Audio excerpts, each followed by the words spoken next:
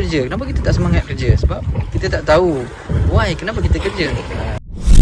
Bismillahirrahmanirrahim. Assalamualaikum warahmatullahi wabarakatuh. Salam sejahtera saya ucapkan kepada anda semua yang sedang menonton video ini di laman sumber inspirasi ini. Jadi tuan-tuan dan sekalian, pada video kali ini saya nak kongsikan sedikit berkenaan tentang salah satu video yang mendapat tontonan yang sangat banyak dalam YouTube, kongsian daripada Simon Sinek berkenaan tentang start with why.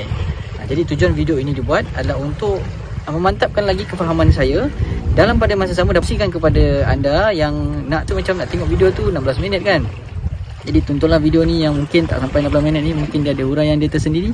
Jadi insyaAllah saya akan kongsikan menurut pandangan saya. Dalam video itu, lebih kurang dalam 16 minit tak silap, beliau mengambil contoh 3 ke 4 individu ataupun organisasi ataupun company yang sukses. Antaranya beliau petik Apple. Kenapa Apple sukses? Beliau petik Martin Luther King. Kenapa beliau berjaya menghimpunkan 250,000 orang ke ceramah beliau tanpa time tu ada website, time tu belum ada WhatsApp dan sebagainya. Dan juga beliau kongsikan kenapa Wright Brothers berjaya menaikkan kapal terbang.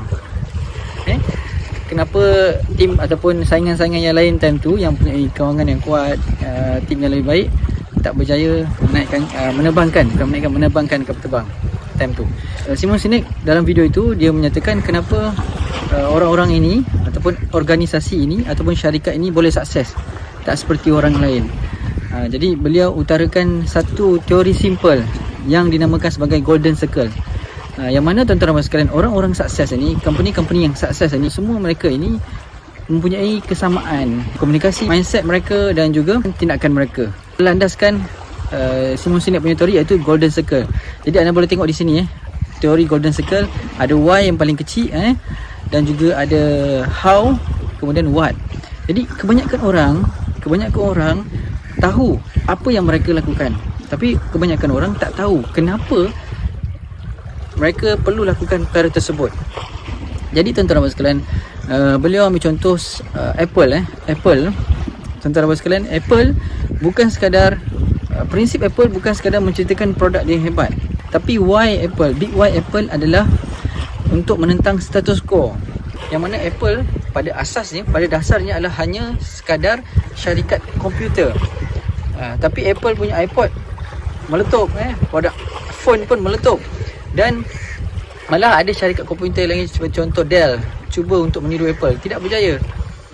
Sebab Apple dia punya why dia jelas, iaitu untuk menentang status quo. Jadi kalau anda nak tahu lebih lanjut, anda boleh tengoklah dalam video tersebut atau baca buku beliau.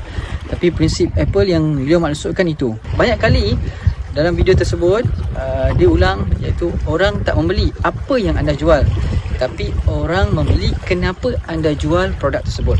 Jadi tuan-tuan dan sekalian, beliau kongsikan lagi dalam video tersebut kan faktor psikologi, faktor biologi, yang mana diri kita ni, otak kita ni terdiri daripada cortex, neocortex, terdiri daripada limbic system. Apa decision kita buat ini, orang terpengaruh oleh limbic system, bahagian limbik dalam otak, bukan cortex. Limbik ini terkait dengan emosi, manakala cortex ini terkait dengan rasional. Pernah tak kita dengar bila ada orang menjual kepada kita ataupun kepada sesiapa, kita akan respon, oh saya rasa saya tak sesuai dengan produk yang anda jual ni lah.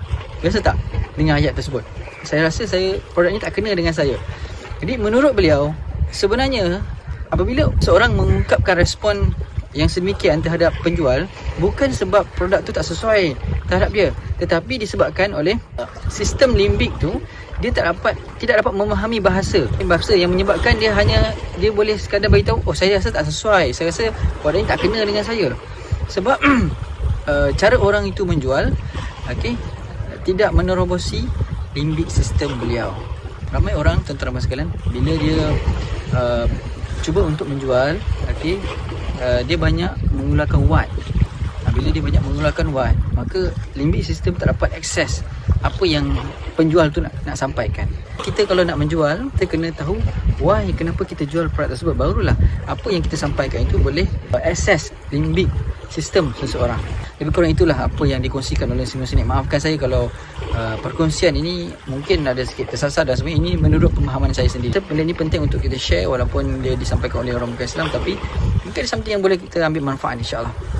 Jadi seterusnya beliau menceritakan tentang Martin Luther King. Martin, bagaimana beliau boleh tarik 250,000 orang datang ke ceramah dia walaupun tak ada internet dan sebagainya. Sebab dia share tentang apa yang beliau percaya terhadap masa depan Amerika ketika itu.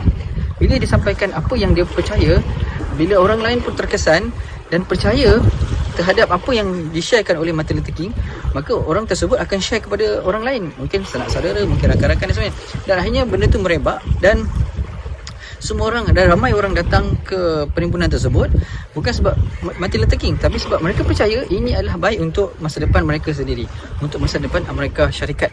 Menurut pandangan, menurut perkongsian semua sini, macam mana kita nak share sesuatu yang kita percaya dan orang lain percaya? Tentunya adalah dengan why.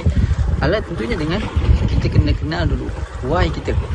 So itu dapat apa? Satu motivasi yang tinggi untuk diri kita bertindak, melakukan sesuatu yang boleh beri inspirasi kepada orang lain, memberikan orang kata apa, kepercayaan tinggi terhadap orang lain. Yang beliau share juga tentang Wright Brothers, dan beliau comparekan dengan ada satu orang individu bernama Samuel.